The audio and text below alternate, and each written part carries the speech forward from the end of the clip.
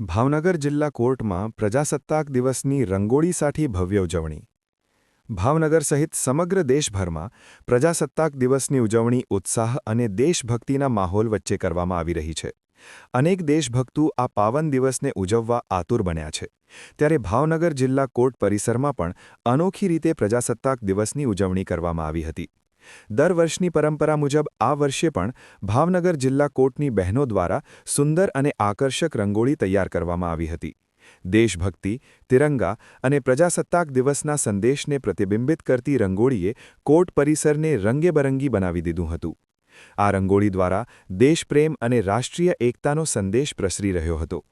જિલ્લા કોર્ટના કર્મચારીઓ તેમજ હાજર રહેલાઓએ રંગોળીની પ્રશંસા કરી હતી. આ રીતે ભાવનગર જિલ્લા કોર્ટમાં બહેનોની કલાત્મક રજૂઆતથી પ્રજાસત્તાક દિવસની ઉજવણી વધુ યાદગાર બની હતી. મારું નામ જાગૃતિબેન અનંતરાય શાહ છે. મારી સાથે બીનાબેન મજેઠિયા છે. અમે લોકોએ સવારે 6 વાગ્યાના આવીને ડિસ્ટ્રિક્ટ કોર્ટ કમ્પાઉન્ડમાં રંગોળી 26મી જાન્યુઆરીની કરી છે આજે. અને એમાં અમે મોતી, ઘોડિયા, પછી ચીરોડી પ્લસ લાલ ને ગ્રીન બોલ વાપર્યા છે. પછી આઈસ્ક્રીમની કેન્ડી સ્ટિક વાપરી છે. એ બધું યુઝ કરીને અમે લોકોએ સવારના 6 વાગ્યાથી લગભગ 9:30 જેવું થયું હતું અમને રંગોળી પૂરી કરતા. પણ અમને બહુ આનંદ થયો છે કે આજે અમને આ લાભ મળ્યો છે 26મી જાન્યુઆરી.